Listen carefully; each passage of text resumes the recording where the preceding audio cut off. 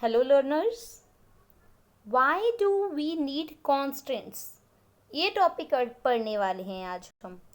Constants means restrictions. क्यों ज़रूरी है रिस्ट्रिक्शंस, क्यों ज़रूरी है पाबंदियाँ फ्रीडम के ऊपर। फ्रीडम वाला चैप्टर पढ़ रहे हैं ना हम, सेकंड चैप्टर है पॉलिटिकल थ्योरी बुक का। तो ये देखेंगे भाई ज़रूरत क्यों है कॉन्स्टेंट्स की। We can not live in a world where there is a no constant. हम उस वर्ल्ड में, उस संसार में रह ही नहीं पाएंगे जहाँ पे कोई पाबंदी ना हो। We need a some constants और else society would descent into a chaos. हमें ज़रूरत है कुछ पाबंदियों की, और सोसाइटी में अगर नहीं होगी ना पाबंदियाँ तो क्योस मच जाएगा। ठीक है। Difference may exist between a different regarding their ideas and opinion. They may have a conflicting ambitions. They may compete to control scarce resources. तो भाई होगा क्या अगर भाई पाबंदियाँ नहीं होंगी, तो होगा क्या। अभी सबके आइडियाज़ डिफरेंट डिफरेंट होते हैं, तो कॉन्फ्लिक्ट होता रहेगा। ठीक है, हड़बड़ी मची रहेगी पूरे संसार में। ठीक है, और भाई कोई तो जो रिसोर्सेज है उनको ज़्यादा यूज़ करेगा और किसी के पास रिसोर्सेज नहीं होंगे।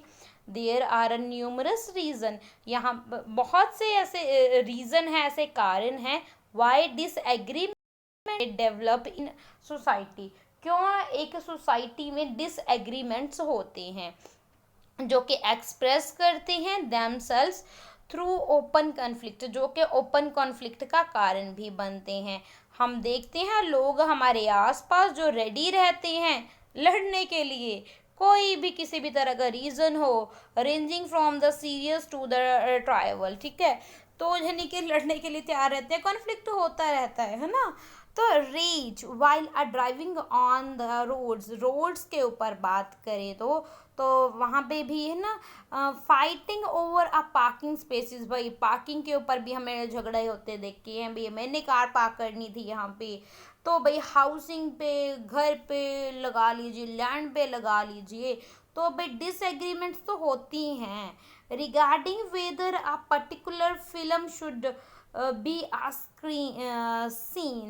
screened. All these and many other issues can lead to conflict and violence, perhaps even loss of life.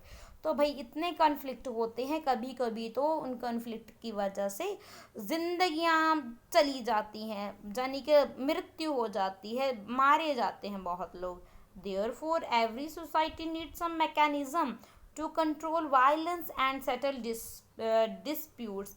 इसीलिए एक सोसाइटी में ज़रूरत है ऐसे मैकेनिज़्म की जो कि कंट्रोल करें कि भाई किसी भी तरह का वायलेंस ना हो और जो डिस्प्यूट्स हैं उनको सेटल किया जा सके।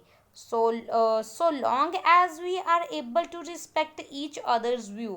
तो भाई अब हमने सीख लिया है दूसरे के व्यूज़ को रिस्पेक्ट करना, और do not attempt to impose our view on other, और हम दूसरे के ऊपर अपने व्यू,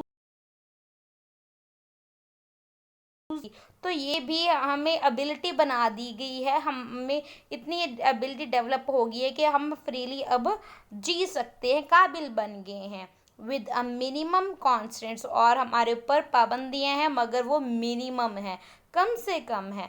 आइडली अगर देखा जाए, in a free society we should be able to hold our view. एक फ्री सोसाइटी में, एक आज़ाद समाज में हम अपने व्यूज़ को रखने का, अपने व्यूज़ होल्ड करने के योग्य हैं। Develop are on rules of living, अपने जीने के अपने रूल्स डेवलप कर सकते हैं, अपनी चॉइस परस्यू कर सकते हैं। But in creation of such a society, मगर एक सोसाइटी की क्रिएशन में टू रिक्वायर सम कॉन्स्टेंट, तो एक सोसाइटी के सोसाइटी में भी कुछ पाबंदियाँ, कॉन्स्टेंट्स ज़रूरी हैं। एट द वेरी लीस्ट, मगर ये बहुत ही कम, it require that we be willing to respect difference of views, opinion, belief. इस तरीके से कि हम एक दूसरे के जो विचार हैं, उनके विश्वास हैं, उनके ओपिनियन हैं, उनकी रिस्पेक्ट करें। हाउएवर समटाइम वी थिंक, कभी कभी ऐसा होता है हम ये सोचते हैं कि जो स्ट्रॉन्ग कमिटमेंट है हमारे बिलीफ की requires that must oppose all, उस वो अपोज होनी चाहिए, requires that we must oppose all those who differ from और रिजेक्ट आर व्यूज। और भाई ऐसा हो जाता है कि ज़रूरी हो जाता है अपोज करना, व्यूज है उसको रिजेक्ट करना, है ना। वी सी देयर व्यूज और a way of living as unacceptable और इवन अनडिजायरेबल। कभी कभी ऐसा हो सकता है कि जो व्यूज होते हैं दूसरों के, उनके लिविंग स्टाइल है वो अनएक्सेप्टेबल होता है, अनडिजायरेबल होता है, हमें अच्छा नहीं लगता वो, है ना।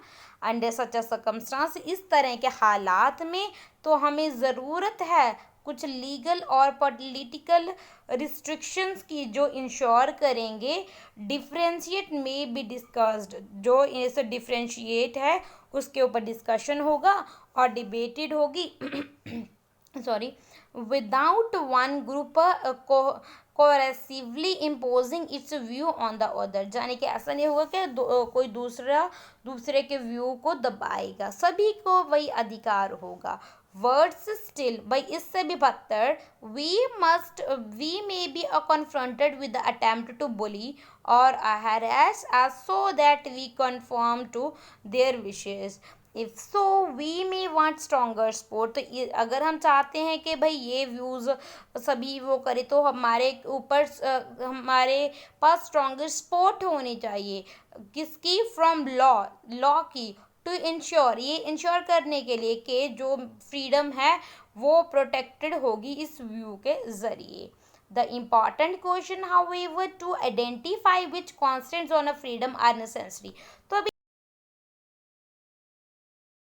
कौन सी ऐसी रिस्ट्रिक्शंस हैं जो ज़रूरी हैं, जो इम्पॉर्टेंट हैं, जो जस्टिफिएबल हैं, और कौन सी सही नहीं है, कौन सी अननेसेसरी है और अनजस्टिफिएबल हैं, जस्टिफिएबल हैं। Okay, what sort of authority, किस तरह की अथॉरिटी होनी चाहिए, एक्सटर्नल टू द इंडिविजुअल में जस्टिफिएबल से what can be done and what can not, तो क्या करना चाहिए और क्या नहीं करना चाहिए।